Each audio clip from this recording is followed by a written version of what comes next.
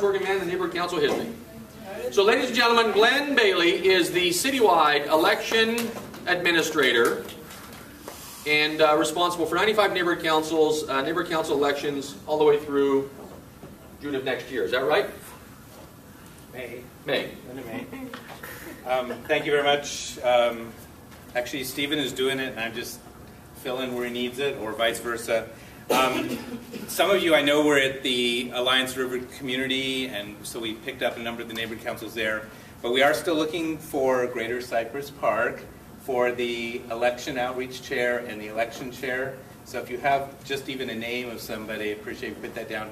And Boyle Heights, same thing. So that's on this clipboard, if the two of you could do that. And unless something's changed in the last 4 days for Silver Lake? Nope?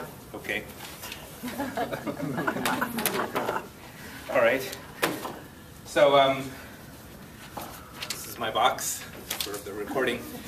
So my name is Glenn Bailey, and I am involved with a Regional Alliance, Valley Alliance Neighborhood Councils. I'm also on the Encino Neighborhood Council Board, and I've served ever since it got certified over 10 years ago. So we've had a variety of election experiences with our own election committees and IEAs that moved to city clerk. And then last year we had the Department of Neighborhood Empowerment overseeing the elections. This year, if you look at the first page of what I handed out, this year it's a shared responsibility between the Department of Neighborhood Empowerment and the city clerk.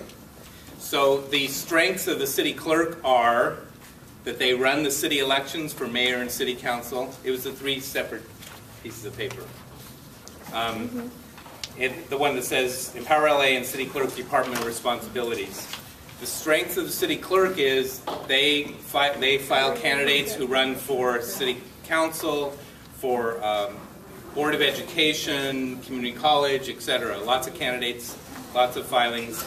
And so they are going to handle our candidate filings as certifying, verifying, etc. They are also going to handle getting together the materials for the polling place, all the supplies and everything, because they do that for lots of polling places throughout the city every time they do an election. And they're also going to prepare the ballots. They also prepare ballots. Everything else, basically, the Department of Neighborhood Empowerment and neighborhood councils will take responsibility for and will be empowered to do for running our elections. That will include using the independent election administrators, 1 per region, and what they are doing is working with the neighborhood councils as a regional effort, as well as the individual neighborhood councils to assist you through this process, give you ideas for outreach. You heard about some great cutting-edge outreach ideas earlier this evening. I hope you'll choose several of them and try them out. Last year, our neighborhood council tried out what was then a new idea, which was the patch, the online newspaper patches. And so we utilized that opportunity for advertising there. And so let's try out some of these new ideas and increase our participation both with candidates and with voters.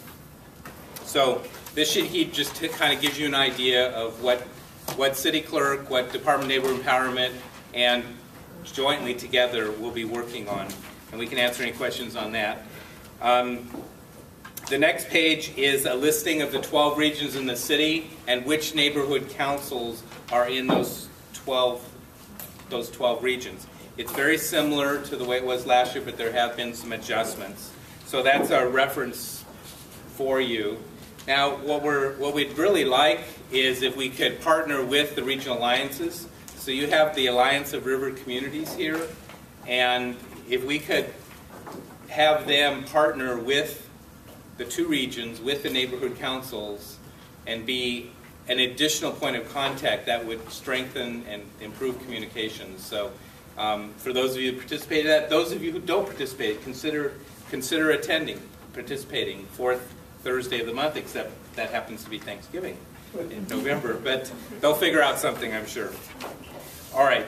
The next page is the election procedure stipulation worksheet. And yes, it is a legalistic sounding document. It is very important, however, so I'd like to spend the remaining time before we go to questions on this document. How many of you have had your neighborhood council already consider and make decisions about your polling place location, your polling hours, whether to vote by mail or not? How many of you have done that? Still working on it? Well, I know that our election chair has already made a few inquiries as to where, but it hasn't been locked down yet. But Okay. so we started the process. Okay, so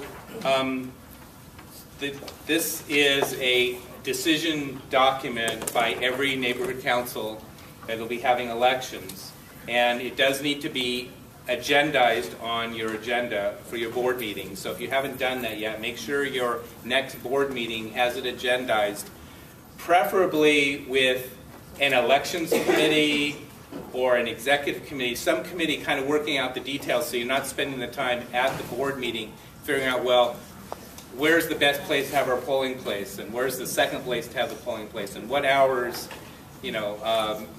what hours should we want it to open and close. So it's better to kind of vet that ahead of time.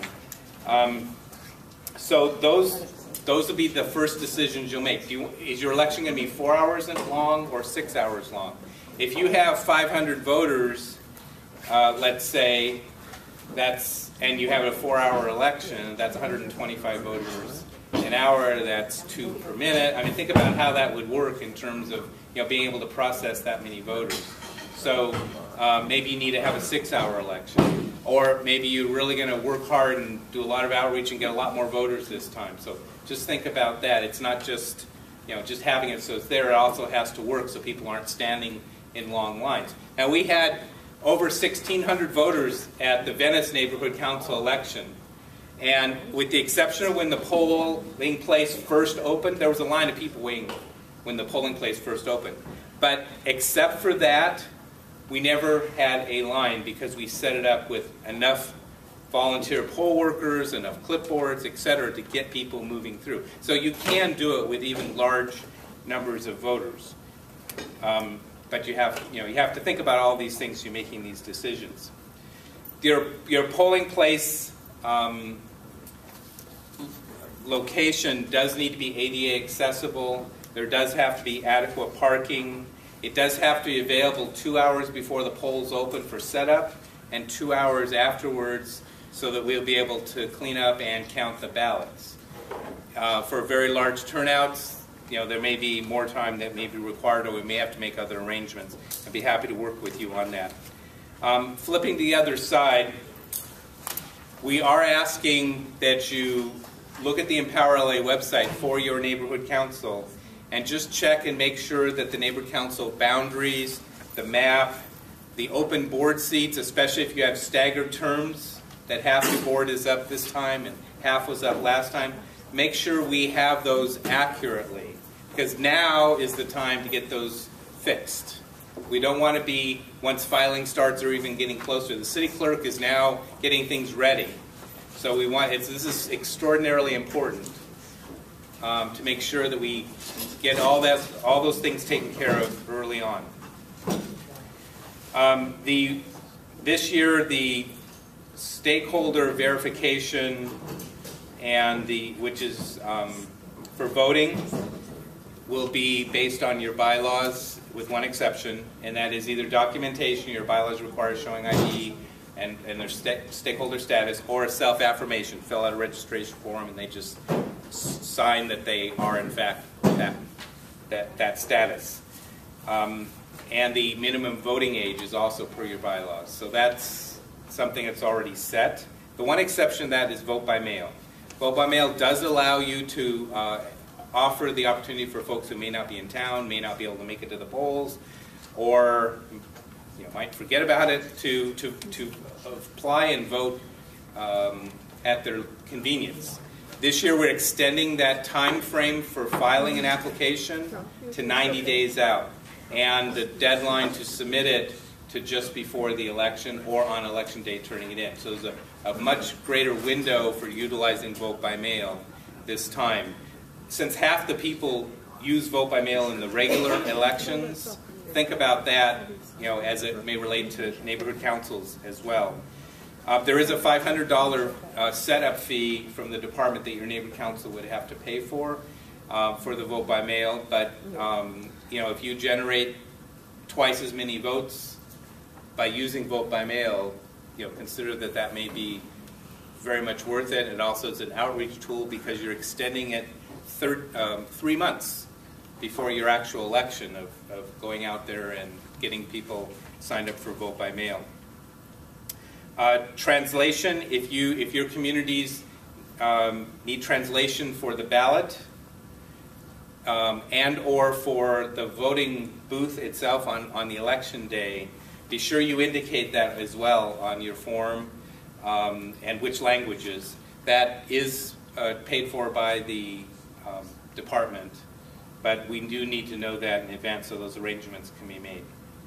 And the reason for asking repeatedly every meeting we go to is for the election chair and the outreach chair, because in addition to the president, those are the people that we're going to be contacting for each of the neighborhood councils as we communicate things out. We may e-blast the whole board, but there's some things that are going to be going to the people who are focused on the elections, to the people who have the ability to get it on the agenda for the board meetings, so that we can make sure that you are able to take action.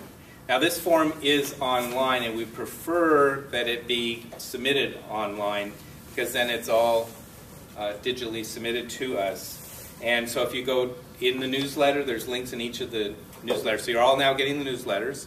So if you look at the newsletter, there'll be a link there. And also if you just go to the website EmpowerLA.org and go to elections, there's a link there. And so once your board has voted, and be sure when you vote that you note the board vote. Don't just say, oh, it was unanimous, because this form does require the number of votes, yes, no, and abstain. So keep that in mind. And then again, ask once again for your confirming your roster of seats and your map, and that your bylaws are correct. So I